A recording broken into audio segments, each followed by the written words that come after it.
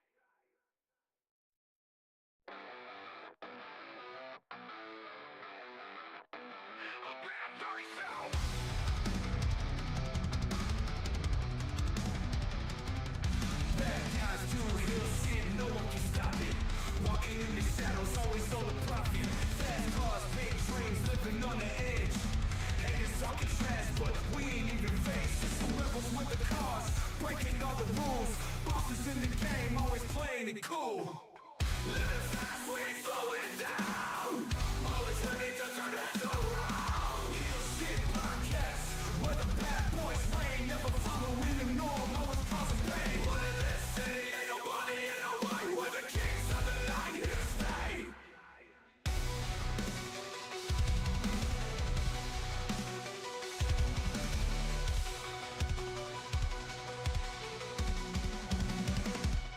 Chasing that money, living for the thrill, aiming for the top, gotta make a kill. Street smart, no room for Viewer discretion time. Viewer discretion is advised. What up, heel faction? Welcome back to Heel Shit. Why do we call it that? Because bad guys do heel shit. I'm Dark Cordz. That's Draven Grimes. This is Fantasy Wars. Topic. What if Triple H took over the booking during the Ruthless Aggression era? All right. So we're going to turn this into a two-episode, two-part episode. We're going to go through the first half of the early 2000s today. We'll wrap up the rest of the 2000s next week. Correct. So, all right. Well, we will dive into this right when we get back. Living fast, we ain't slowing down. Always ready to turn heads around. Heel shit podcast, where the bad boys reign. Never following the norm, always causing pain. All right. We are back. How you doing, Draven? You know, there's always some stupid motherfuckers trying to ice skate uphill. Never fails. Never fails. But it's almost the end of the week, almost the weekend. So fucking ready for a weekend off. No shows, no podcasts, no nothing. Yeah. Yeah, absolutely. So right on the top of the show, Dark and I were talking about this before we went live. We are actually going to be taking a weekend off from HSP. For the first time fucking ever, I believe this is the first time we're ever going to actually skip a weekend Right. for heel shit. So our apologies. We will be back the following week. Actually, we'll be back Tuesday night for weekend wrestling. But with everything going on, not only in his life, but my life, we just need a weekend to just step back and recharge our batteries. So that's what we're going to be doing. So after tonight, we will see you back here on Tuesday. Tuesday night. Yes, sir. So, what if Triple H took control of creative in the early 2000s? That is the question. Before we get into it, let me just fill you out, so to speak. Yeah. What are you expecting going into this? I'm expecting him to run creative solely to benefit himself. Okay. This was an era of Triple H where he was his most evil, his most self-centered. So yeah, I'm expecting a lot of one-sided booking and ancillary storylines that somehow also benefit him. Mm-hmm. Okay. So is there anything in particular that you're expecting to happen other than anything to do with Triple H himself? I think he buries people like Shawn Michaels. I think he buries anybody that's a threat to him, whether it be Batista, John Cena, Randy Orton, Okay. the young guys who pose a threat. Okay. So let's kind of get into this. 2002 to 2003, I've kind of put together because 2002 was really like the end of the Attitude Era, entering into the Ruthless Aggression Era, in my opinion. Okay. So for me, let's rewrite the Invasion Fallout. So I kind of went into the mindset of Triple H now with the intent of trying to think like him 25 years ago. Okay. So some of this might seem off, and if it is, please correct me. So Triple H loved credibility and factions. So instead of burying WCW/ECW, he positions them as true threats. Booker T, DDP, RVD, and Lance Storm are presented as legitimate rivals to WWE's core people. Okay.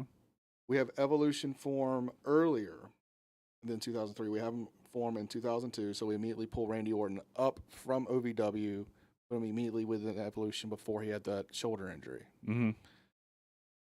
But their dominant sparks resistance factions.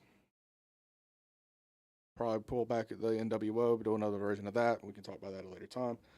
For the main event scene, we still crown Lesnar as the new beast at SummerSlam 2002, the next big thing. But instead of hot-shotting him, Triple H would push a year-long dominant streak where veterans like Taker, Angle, and RVD take runs at him.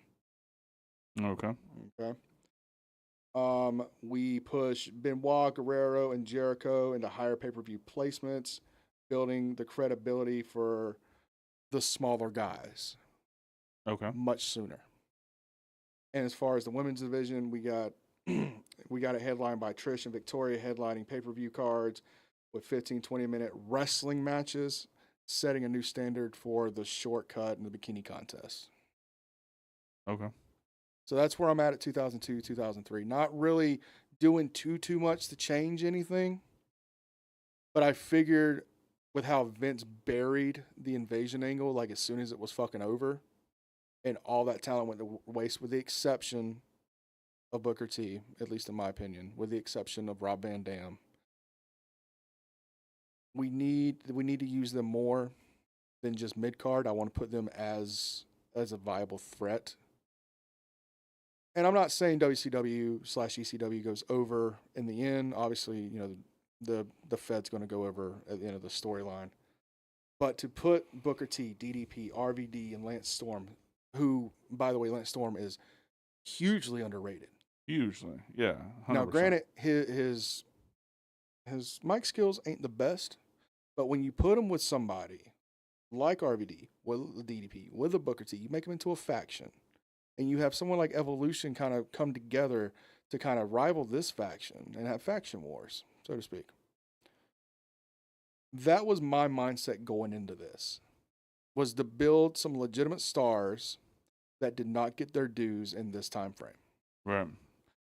And that's, I like how you put that when you're talking about coming out of the invasion angle, because without a certain amount of success, there's never any drama. Mm-hmm. Without the WCW guys coming out on top, not constantly, but on occasion, there's absolutely no drama in those matches anymore. Correct. Because they're foregone conclusions that WWE is just going to win. Mm-hmm. So, yeah, I think that's important. Yep. Now, notice, I mean, in my opinion, guys like Booker T and DDP were the main event guys in the last couple years of WCW. Yes. But in the grand scheme of things, they were always mid-card to upper mid-card, regardless of how many times they won world titles. Notice I didn't pull any main event guys from WCW. I didn't pull Kevin Nash. I didn't pull Scott Hall. I didn't pull Goldberg. I don't think I would use them in this era at all. Like, we'd probably bring Hogan in. Yeah. But we'd just bring him straight back as red and yellow Hollywood Hogan. Let him come out with the Jimi Hendrix and let that fucking roll. Still have the match with Rock and Hogan at WrestleMania that year. Yeah. But to me, the 2002 NWO quote-unquote resurgence failed epically. And it was really no fault of their own. It was just a lot of little mishaps that just started tacking on one on top of the other. Instead of just calling it quits, they kept trying to put in new members. And it just didn't work. Yep. Like, at least in my opinion, and you can correct me or give me your opinion on this, after WrestleMania 18, NWO needed to disappear. What year was that? 2002. Yeah. It was Rock Hogan. It was Austin Scott Hall. Yeah. It should have fizzled out very shortly after they got to the WWE. I did not. It made zero sense to Yeah. me in the WWE to have the NWO. I mean, think about it. You had No Way Out, which is when they actually debuted in WWE. WrestleMania 18, you had Hogan lose clean. You had Scott Hall lose clean. Nash wasn't even really in a match. Mm-hmm. Maybe the next night have Hall and Nash one last time as the NWO, do the match with Hogan and Rock as a tag team. But after that, drop the NWO name. Just let Hall and Nash be the outsiders. Let them be Hall and Nash. Yep. You still use them on television, but you don't keep trying to bastardize the NWO by adding guys like Booker T, by adding guys like Sean Waltman, by adding guys like fucking Shawn Michaels. Hey, Gerald, thank you for watching from France. What's up, Bubba? So am I wrong in feeling this? Like Sean Waltman kind of felt halfway okay because he was a former member of the NWO and WCW, but it was very short lived. Yeah. The Shawn Michaels thing, I never fucking got, even with the history between HBK and Diesel. No, never made sense. And then you got guys like Booker T, like the Big Show. Like these just felt like just placeholders. They were. And it just killed it for me. It should have been killed like right after WrestleMania 18. Have that one last moment on Raw after 18 with Hogan and Rock in that tag match. And just let the outsiders be the outsiders. Because let's call it, Nash blew his fucking quads like, what, a week later? Yeah. So he was already off fucking TV anyway. Yep. Vince McMahon fucking fired Scott Hall like fucking that. Yeah, no. NWO, it was fine. It would have been fine going there, but it would have been fine going earlier than that. Yep. Cool. So with that being said, NWO is out. I say late 2002, we have full dominance of Booker T, DDP, RVD, and Lance Storm as a four-man group. And out of necessity, we form Evolution a little bit earlier. Okay. Because in this, the catalyst wasn't Triple H. It was Ric Flair. Ric Flair tried to talk these guys into doing business correctly. They didn't want to listen. They kept beating them down. He had to go and build his own faction up, his own family up, because the Four Horsemen wanted nothing to do with it. You go find the Cerebral Assassin. You go find the Animal. You go find the Diamond in the Rough that is Randy Orton. And instead of Triple H leading Evolution, you have Ric Flair lead Evolution, but you have one more member because we'll just have Ric Flair full-time managing. Who would you put in that fourth spot?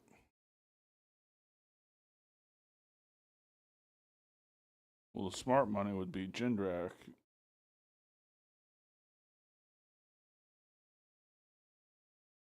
But can't remember the roster well enough to give a better response on that. I just know that he was in the running, so they must have looked at him like he could. Vince did, Yeah. but Vince ain't running this. Triple H is Right. running this. Who you think? Maven. Maven. Had a huge year in 2002. It was probably his best year. Okay. He had that spot in the Rumble with The Undertaker. He had that little tiny feud with it. He went for the hardcore title multiple fucking times. He was over as a babyface. Evolution in this carnation is a babyface faction. Okay. It makes sense for Ric Flair and Triple H, the past and the present of this company, to ensure the future of this company. And what better way to do that with 3 new kids on the block? Jindrak's okay, but I never liked him as a talent. He just seemed very clunky. Okay. Like he just never really got it. Maven's a fucking natural, even to this day. Yeah. I wouldn't no. let him fucking talk, because God knows I listen to his fucking YouTube show enough. He just doesn't have. He has the voice for radio. He does not have a voice for promos. Yeah. But him, Orton, Batista, Hunter, that would be my Evolution in late 2002. Okay. Yeah, I mean I'd forgotten that Maven was even around at that time, honestly. Yeah, well, it was what, 20, we're going 23 years ago right now. Mm-hmm. So let's move on to that. Let's talk about more of the work rate push. Let's talk about more of the smaller guys before we go into our first commercial. Sure. Benoit, Guerrero, and Chris Jericho. The smaller guys, smaller stature, more hard workers. I'd even put Kurt Angle in this. Okay. In this little slot here. You build these guys up now for the upper mid card. So for a year or two down the line, we get Eddie Guerrero as WWE champion. We get Chris Benoit as world champion. We get Kurt Angle main eventing with Brock Lesnar. It's basic booking, and it works. And that's what you're going to see a lot of this is just down home basic fucking build-up booking. Yeah. And it's the guys that you can rely on. Remember when we did a show about a year or two ago. I think we did like a history of SmackDown or some shit like that. Or if we didn't do a show like that, we talked about the history of SmackDown. Remember the SmackDown 6? Right after the initial WWE draft, all the main guys seemed to go to Raw. SmackDown was the B show.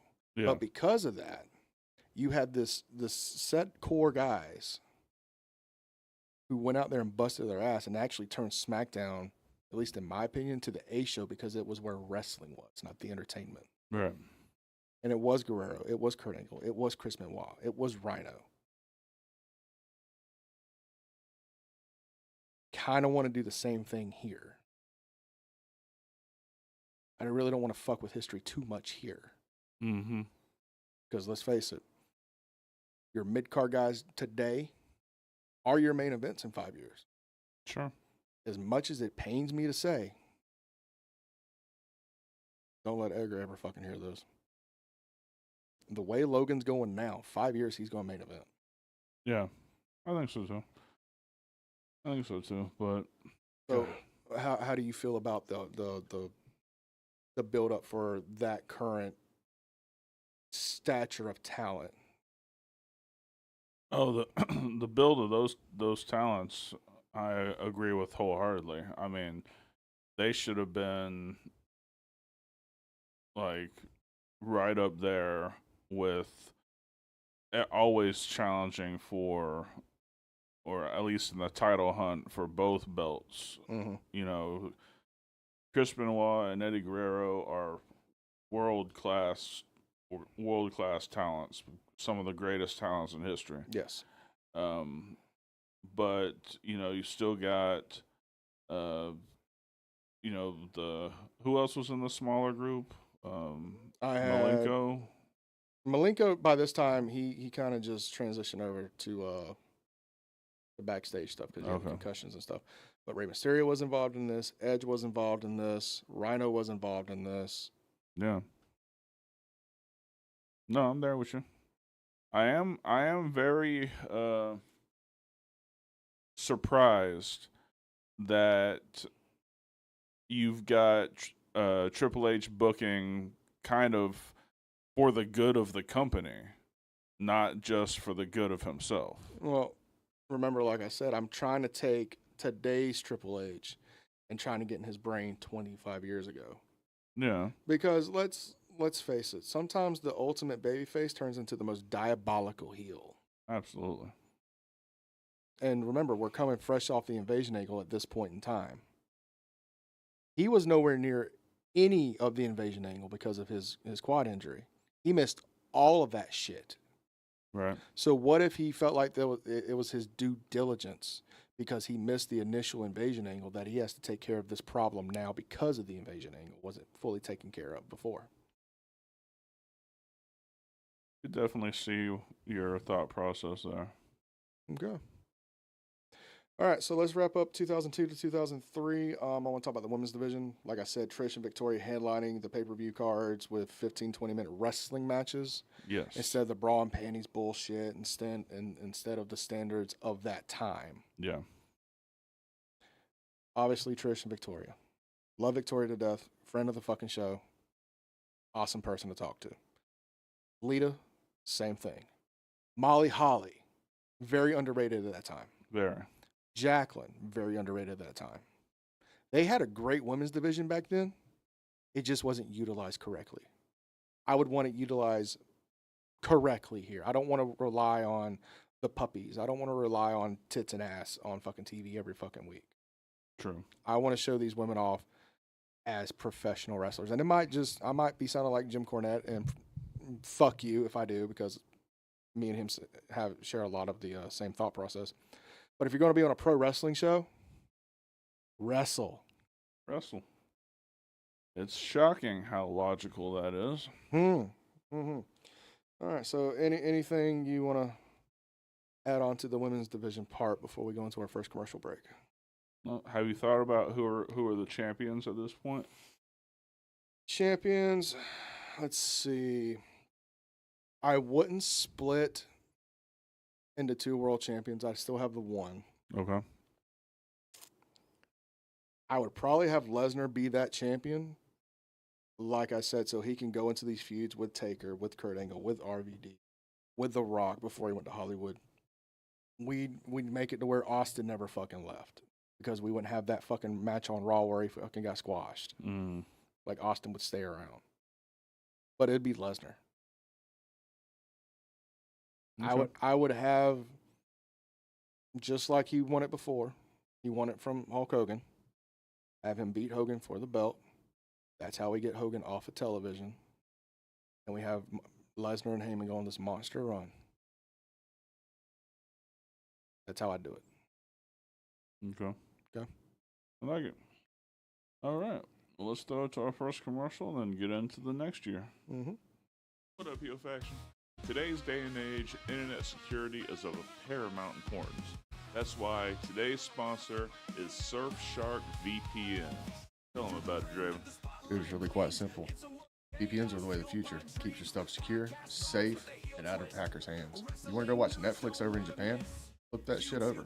You want to go watch the capital P word, and you can't because you're in one of these states that got it banned? Flip that shit over to another country. Really quite simple. Absolutely. Keeps your information safe, out of the hands of hackers. VPNs, as Draven said, are the future. If you use the link in the description, you can get Surfshark VPN for 88% off, plus 3 free months. Damn, that's quite a steal. Yeah, we're talking about less than $2 per month, plus 3 free months. If you sign up using the link in the description. Safe surfing, happy surfing, keep your shit safe. We'll get back to the show. All right, we are back. Want to remind everybody about the YouTube memberships. If you hit that join button down here, we have two tiers to choose from, $1.99 and $4.99. The $1.99 tier gets you pretty much everything you need. You get your merch at cost. Members have their own merch store to get all the stuff at cost. You get the emojis, you get the stickers, you get all the members-only videos, and there's a ton of them. So, yeah, check out the tiers. We'd love to have you as a member. Good deal. Good deal. So let's move into 2004. Okay.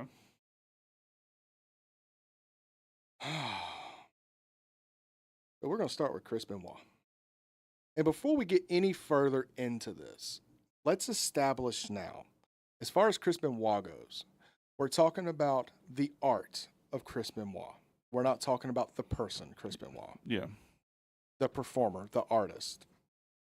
What he did is diabolical and is unforgivable, but we can't talk about professional wrestling, especially in this era, in this time, in this company, without Chris Benoit's name not only coming up, but being relevant. Yep. So in 2004, Chris Benoit at WrestleMania 20 wins the title. Triple H would give him a good long run this time. Because remember, he lost it at SummerSlam 04. Okay. Excuse me. I mean, Randy Orton found the title from vacant in 2000. I kid. So he would win the title at WrestleMania in that triple threat with Shawn Michaels and Triple H. Okay. Go on a nice year-long run, defend it in technical classics with guys like Chris Jericho, Eddie Guerrero, Kurt Angle, and Randy Orton. Okay. In this year-long feud, though, and I'm going to ask you this, because I don't really have a name right offhand. Who do you drop the belt to in 2005 from Chris Benoit? Never mind, I have a name. Who do you think? Christian. He was one of the most. He was one of the most weaselly, slimy, sadistic fucking heels in WWE at that time. And I firmly believe if he was given that ball, not only would he not have gone to TNA, he would have had a hell of a fucking singles career. Yeah.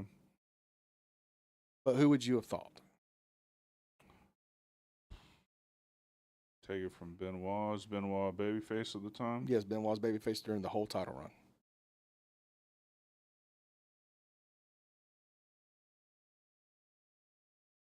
A heel Jericho. Okay.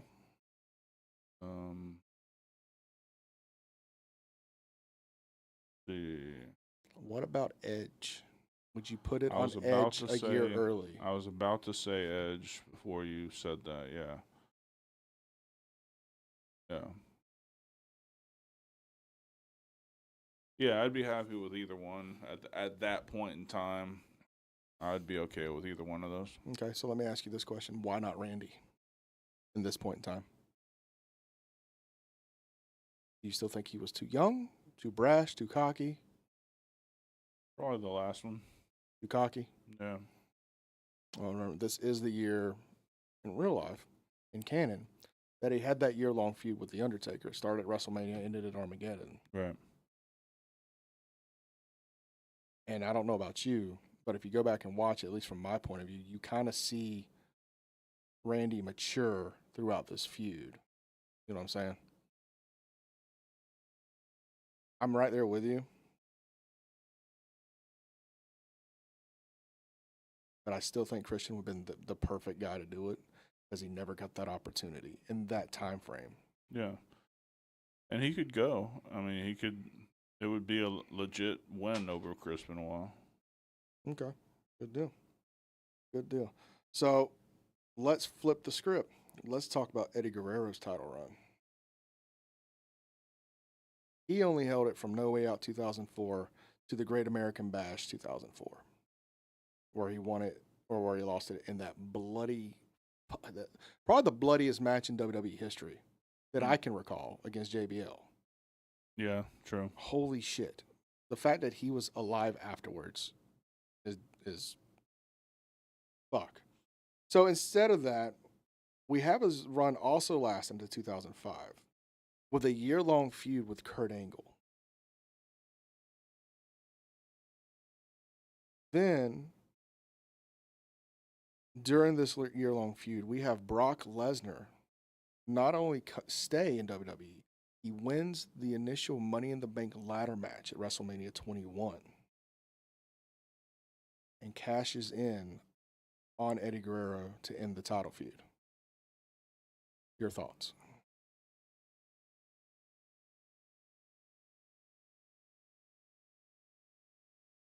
I dig it. I can't find any holes that I would change. Good deal. Good deal. Because again, here in this timeline, What up, Thomas? What up, I Ralph? don't bring in Goldberg. I don't need Goldberg. Goldberg to me is a waste of money.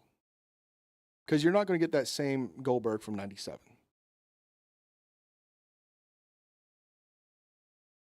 I would probably do my damnedest to bring Sting in at that point. Oh, yeah. Probably wouldn't fare too well, even if Triple H was at the helm and not Vince. Even if he saw how the WCW guys were being treated after the invasion, what originally made him look away from WWE is how they were treated during the invasion angle, and he wanted nothing to do with it. So maybe Sting doesn't come in. Maybe we let that timeline still go, and he goes to TNA, and he has a hell of a fucking career, Yeah. and he makes my life happy. But we don't need Goldberg in this No. at all. So we don't get that god-awful match at WrestleMania between Goldberg and Brock Lesnar that forces Brock Lesnar's hand to say, fuck it, I'm not doing this, I'm leaving. Right. We keep them happy.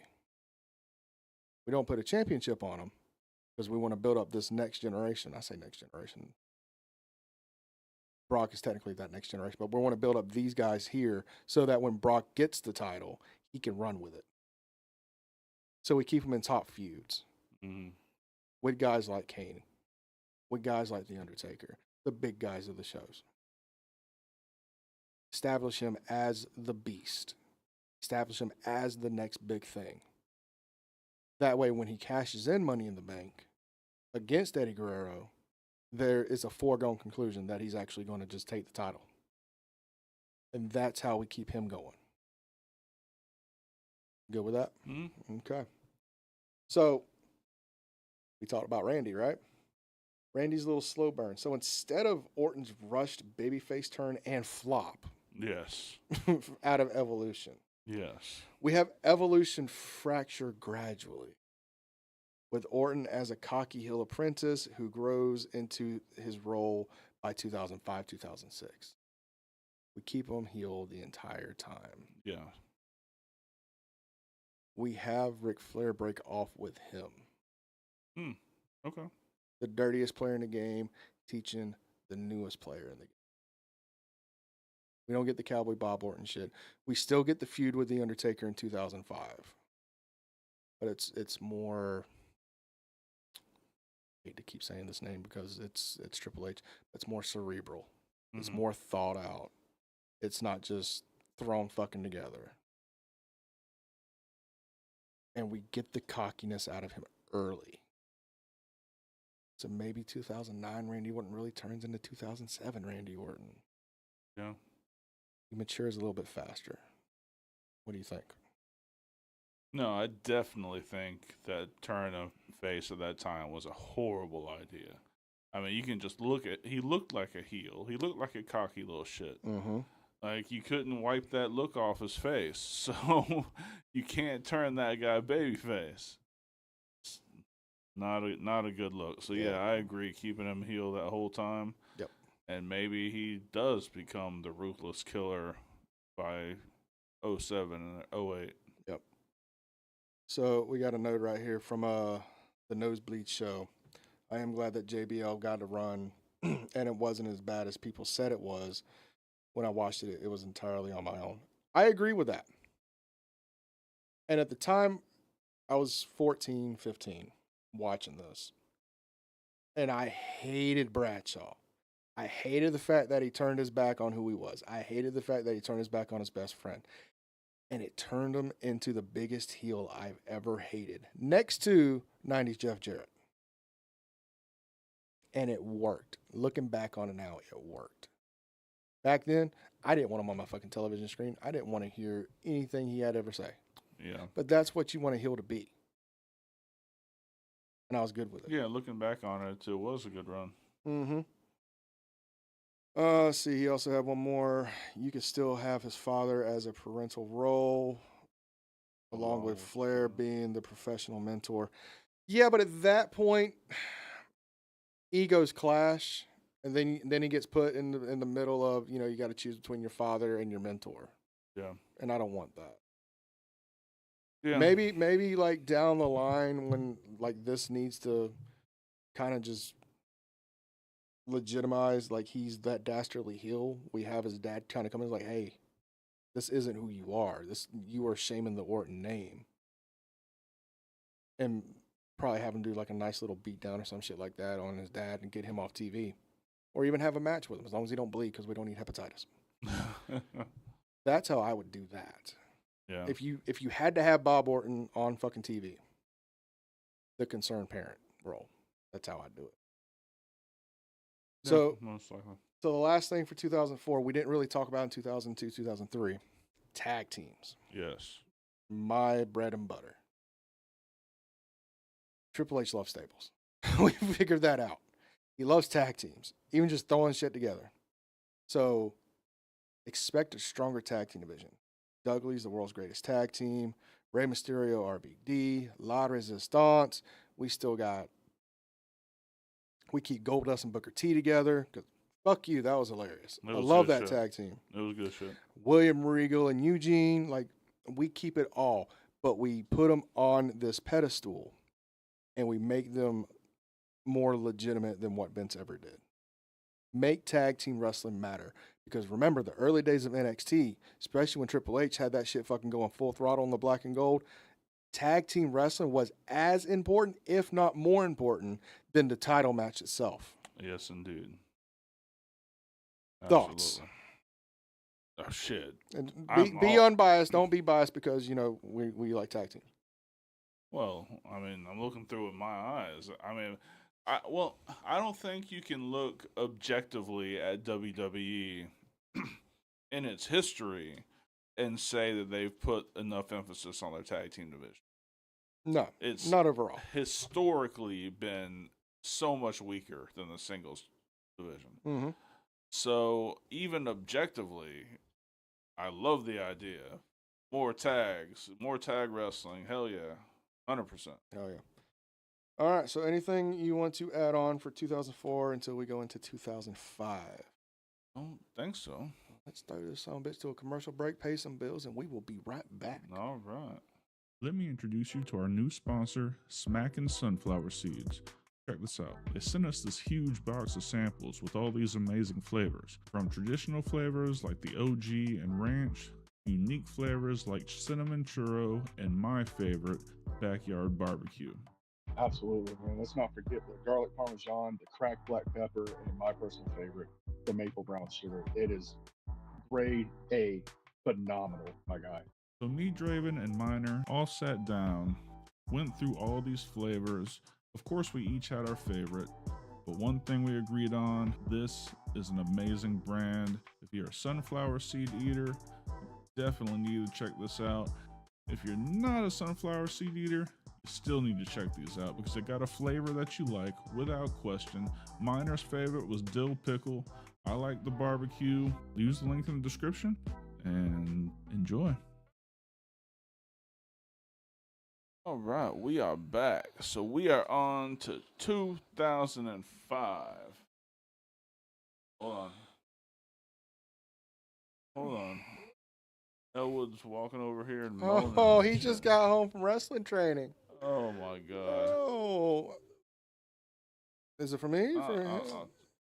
Don't shake my hand. No.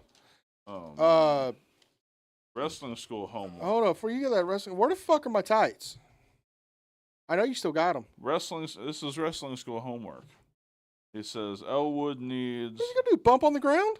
Elwood needs strength building, stretching, and keeping his eyes open in the ring. Elwood, are you closing your eyes in the middle of? You see a guy coming, and he's charging at you, and you cover your eyes, and then he just Elwood. Elwood, how are you supposed to defend against something you don't see coming? Come on, man. We're sending you to the best wrestling school in Florida. You got to get it together. And no, not the Chase and Rant school. Jesus Christ. Did he put a hole in the wall? Better damn not. $1,500. And he can't keep his fucking eyes open. Terrible. That's your hobo. Yeah, we all need one. I don't. Don't. All right, can we get back into the show, please? I is not weak. Can we get back into the show? We're starting 2005. Oh, what a great year. Started high school. I don't remember much because I was smoking so much weed at the time. Great times. Yeah, I was deep into my college career. Age is just a number, my man. Either way, we're probably still smoking a token. Probably. 2005. Now, this is a very important year for WWE. Because this is where the next generation really started to take the forefront. Okay. So let's start with everybody's favorite. Mr. Five Knuckle Shuffle himself. John Cena. And John Cena. So we alter his push this a little bit. Cena still wins the title at WrestleMania 21. Okay. But instead of instantly becoming the Superman of the WWE, Triple H books him like a gritty anti-hero rapper. So basically what he was before WrestleMania 21, but we keep it going. He still beats JBL, but he has to earn the respect in his feuds against guys like Angle, Jericho, and Benoit. Okay. So, I guess internally they think he can't wrestle either. Can't everything be perfect? No. At least he had more than 5 moves back then. Right? Yeah. I like it. Look, John Cena's always been a character-driven gimmick. Yeah. Why not just maximize on that? That's my thought process of this. No, I agree. Because once he kind of like stepped back from the rapper gimmick and he went into the soldier, to the hustle, loyalty, and respect kind of thing, it kind of lost me. And that was kind of the start of, I really don't want to see him on my TV. This was the start of, now he feels like he's getting slammed down my throat. Where 6 months prior to that, I couldn't wait to see Cena on TV. Because of the character he portrayed. It was different. It was gritty. It was the anti-authority. Yep. Then, it almost seemed like overnight he just flipped into Kozak. Yo. Long time. Thank you for rejoining the heel faction. So anyway, John Cena, your thoughts? Love John Cena. Well, not yet. And I loved his rapper gimmick. So yeah, keep it going. Mm-hmm. I love the Doctor. Sure. So is there anybody in 2005 that you would place in a feud with him for him to earn the respect to become that Superman gimmick? I think you have to have it can't be overnight. It's not one win. You have to have wins over a diverse opponent, a diverse group of opponents. You got to have your great wrestler like Chris Benoit. You've got to have your huge monster like Batista. You've got to have the Dead Man. You've got to have him beat a group of guys to where it's believable he can beat anybody anytime. You want to know how to finish it? 2006, WrestleMania 22, for the championship, John Cena beats The Undertaker. At that point in time, if you can beat The Undertaker, period, you have the respect of the whole locker room. Oh, yeah. What if you beat him at the show of shows and end his undefeated streak, retain your championship? That straps a rocket to your back Oh yeah. like no other. Yeah. But we're on the same wavelength. You can't. That's part of what the problem was with eventually a lot of the fans turning against him, is that he just became that. Like he didn't. Now he did beat several monsters on the way to winning the titles. I mean, he handled Big Show, Edge. He beat a litany of different type of opponents. Triple H involved in this, yes. So maybe that's enough, but I think you can't take everything that he did prior to the winning the world title and move that over, because the pressure is completely different. Mm-hmm. So maybe he would have to go through that obstacle course of different types of opponents once he won the belt, just to establish himself. But it's not I won the title and now I'm just Superman. Like you can't. That was the problem. Mm-hmm. So yeah, I love keeping the rapper gimmick, and I think having him continue to prove himself is An awesome way to go. Yep. And I think, at least in this timeline, if we don't want to keep the streak going, John Cena is that guy to beat the streak, to earn the respect of essentially what is, take it what you will, the final boss of the WWE at that time. The very top god tier as far as respect's concerned in that locker room in this era. Right. All right. So let's talk about Batista since you wanted to bring him up. We have a slower rise for him. So instead of Batista immediately dethroning Triple H, like I said previously, Evolution slowly implodes over a year, culminating in Batista's breakout at WrestleMania 22, not 21, to make it feel more organic. Your thoughts? Say it again. I must have missed something. Okay. So instead of Batista breaking out of Evolution in 2005 and instantly going after Triple H and dethroning him and going on that run, as I stated earlier, Evolution implodes slower in this time, Right. culminating in Batista's breakout, not at WrestleMania 21, but we have it at WrestleMania 22 instead.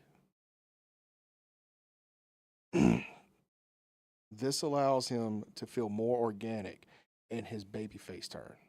Because I don't know about you, but in 2005, yeah, they did the little vignettes where he was listening to him behind closed doors and shit like that, and he was playing stupid, and then the thumbs up, thumbs down thing with the contract signing. That felt kind of rushed. He was still over as a motherfucker, but I think it could have went a little bit better if there was a little more time to cook it. I think you're right. So we keep Batista with Triple H throughout the rest of 2005.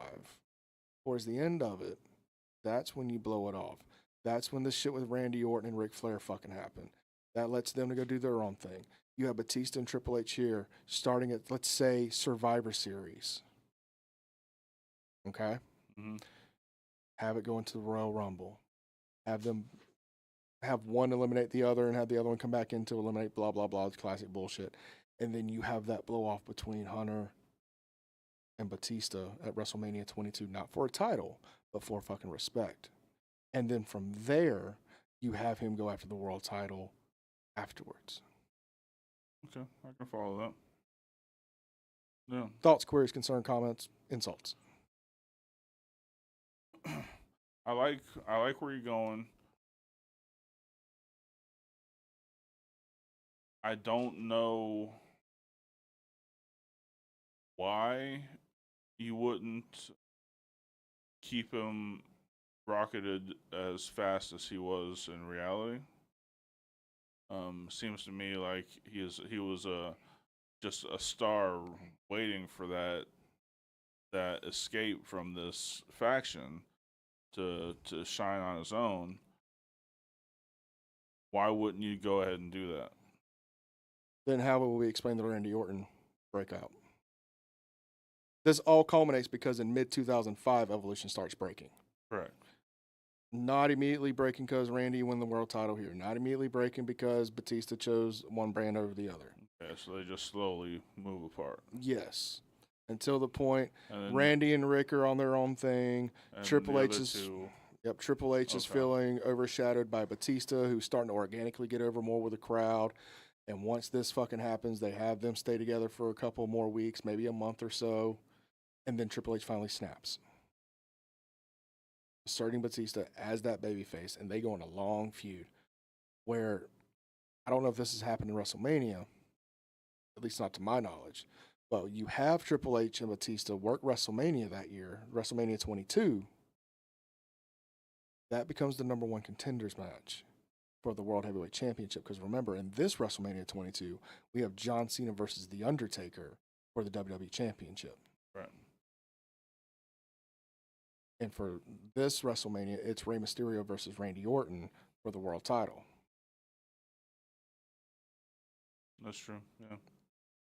And depending on which way you want to go, if you want to do babyface, you can have Rey win it. If you want to go babyface heel and finally have Randy and Batista go at it for the world title at Fall in pay-per-view, you can do it that way too. It's always long-term booking with me, you know this. No, I like it. I'm following you. I All like right, so I got two more things for 2005, and I think 2005 is going to be a good place for us to stop this week. Mm-hmm. So let's get into it. Let's talk about my boy, the best in the world. Punk. So by 2005, CM Punk signs from Ring of Honor to WWE. Under Triple H, he debuts sooner and is presented as a unique voice of the independents. Similar to how he was booked in ECW years later, we could have him feud with Jericho and Eddie Guerrero leading into the end of 2005. Of course, I'm not killing Eddie off, Of course. obviously. But could you imagine? Because I don't know if you've seen this match, but I've seen a match from 2003. Is a three-way match between one CM Punk, one Rey Mysterio, and one Eddie Guerrero. And it was a fucking great match. Even though they all three shat on it, it was still a great match because of the psychology. Bringing CM Punk in a year sooner, have him already know how to work WWE style, which, let's face it, WWE style in 2005 is not 2025 WWE style. It's still professional wrestling, so he can work it pretty well. We make him a voice of the voiceless sooner. We have him go heel. We have him basically do what MJF is doing now, that I'm better than you and you know it kind of deal. We have him go against all the baby faces, such as Benoit, such as Eddie Guerrero, such as Rey Mysterio, such as Chris Jericho. Back when Jericho was good. Right. We built him up as the next big heel in WWE. Your thoughts?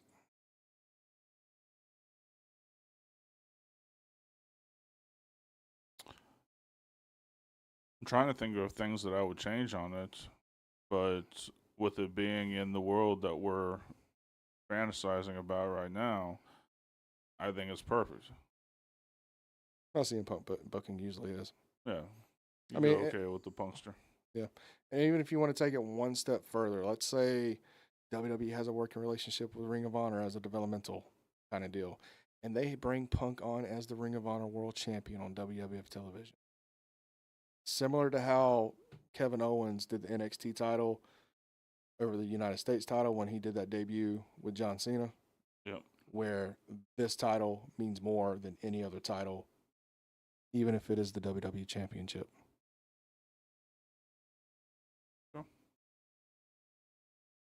Yeah, I'm there with you. Hell yeah. So the last thing for 2005, we got to talk about the women's division just a little bit. Yeah. So as Triple H likes to do, he likes his independence. He also likes Japanese. He can't book them for fucking shit. Imagine if we had Mickie James and Victoria in a 20-minute show stealer in 2005. Because remember, Mickie James didn't come in until 2006, and by that time she was the psycho Yeah, the stalker. super fan of Trish Stratus. Right. Victoria, by this time, she ain't the lady to mess with. Mm-hmm. The women's division here, I can't give you names right off the top of my head from 2005 as far as independence or Japan. But knowing how brutal Japanese wrestling was back then, to the point even Brock Lesnar said it was the most brutal wrestling he's ever had to deal with. Right. Bring in those women. Bring in some of the independent women. Now, I mean, I could probably go rip off TNA's 2005, 2006 Knockouts division because that's mostly independent women anyway. Right. ODB, the Beautiful People, et cetera, et cetera. Mm-hmm. But I don't want to gouge TNA at this time because still in this timeline, TNA's there. We're leaving that alone. Yeah. So your thoughts on Triple H going to Japan earlier, going into the independents earlier, pulling people that are not necessarily models or playboys or supermodel shit like that. He goes and pulls wrestlers for the women's division. Well, obviously, knowing what we know about Triple H, I think it makes all the sense in the world that that would be the case. I mean, he would have found, indie talent none of us had ever heard of at the time. He studied it all around the world. Like you said, it's amazing he can't book Japanese talent because he loves the Japanese wrestling. Oh, he could in NXT. No, he could have NXT. Yeah. NXT, yes. WWE.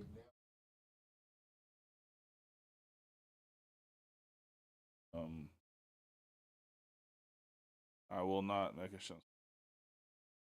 But no, I'm right there with you. I like it. They need to focus more on the women's division. But yeah, no, it's a no brainer that he would be looking for indie and Japanese wrestlers and not just what OVW pumps out. It's not even really OVW. You had Deep South at that time. You had OVW. Right. There was another one over in California. I can't remember right off the top of my head what it was, but it was there. So yeah. So for part one overall, is there any concerns, queries, comments overall from the start of 2002 after the invasion angle going into this 2005? I think it clashes with what my initial thought was.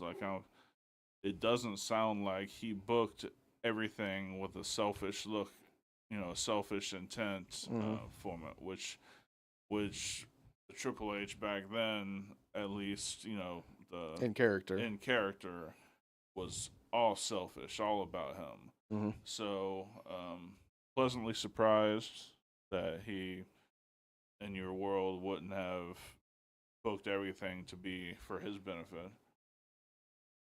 But outside of that, I loved the ride. Hell yeah. All right, so I say we stop it here tonight because we are only about halfway through. Yeah. So let's start up next week, Fantasy Wars 2006 going into 2010. That sound good to you? Good to me. Beautiful. So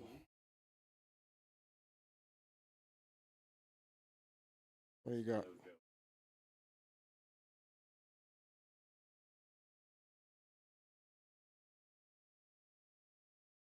What you got? Oh Let man. me see.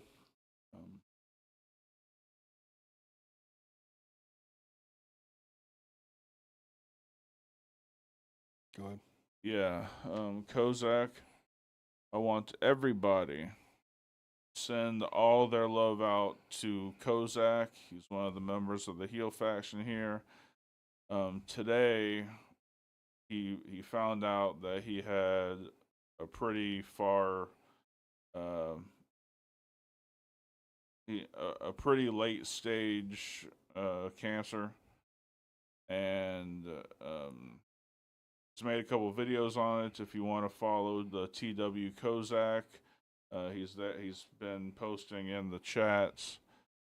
Show the man some love. Show is there any is there a GoFundMe or anything out, Kozak? Yeah. Um, Here's what I want. Kozak, if you're still listening, send us an email to heelshippodcast@gmail.com. Get in touch with us. I know it's not much, but the least we can do is if you don't have a GoFundMe up, let us help you with that. As well as I do want to send him some merch. Okay. He's been a part of this YouTube ride since basically the start of this year. So the least we can do is help him out however we can. So Kozak, please shoot us an email as soon as possible so we can get some stuff going. all right. And everybody, show Kozak love. Send all your prayers if you pray, all your good thoughts otherwise. Yeah. Really feeling for our boy here. All right. So pleasantries. Yeah. I guess let's start wrapping it up. All right, let's wrap this up. Ladies and gentlemen, do not forget this Sunday we will not be on. We are taking a weekend off for the first time in 2.5 years. It's long overdue. We need to recharge our batteries. Please forgive us. But we will be back next Tuesday night for Weekend Wrestling with Dark Horse, Draven Grimes, and I almost said Rip Ruiz. Jesus fuck. Edgar from the Snug Wrestling Podcast, where we're going to go over the week's worth of wrestling. Next week on Fantasy Wars. See, it's the deep fried dairy treats that get you really going. Not just the frozen one. I figured you out. I got it. We're going to be going over part 2. We're going to go over 2006 to 2010. We're also going to do a tiny recap of 2002 to 2005 just to catch everybody up to where we are. Because some of these storylines do intertwine with future years coming up. Makes sense? Makes sense. Awesome. And, of course, if you're following us on all social media podcasts, is there no guest today? No, not today. No guest today. No, not today. Follow us on all the social media platforms at Heel Shit Podcast very easily. If you're on the YouTube channel, which if you are, why wouldn't you be? Like and follow us, subscribe, all that good shit. You'll find us on the Booker's Table, which is out now for Spotify, Apple Podcasts, wherever you get your podcasts. We just finished up recording part 2 of AEW Dynamite. Part 1 will drop tomorrow. Part 2 will drop the following day. Keep an eye out for that. We're probably going to start going over SmackDown as well in the next few weeks, so look out for that as well. And let's see, one more time. Thoughts and prayers, likes and shares to our boy Kozak during this very difficult time. Just life's too short to take anything for granted. So, Absolutely. yeah. All right, guys. Well, I hope you guys enjoyed the show as much as we did. Oh, and buy the merch. Buy all the Oh, yeah. merch. Check out the merch. Yeah, merch. Look at the links in the description. It's all right there. Yep. Appreciate everybody joining us. Brandon, you've been listening to the Booker's Table. Good Hell deal. yeah. What do you think about it?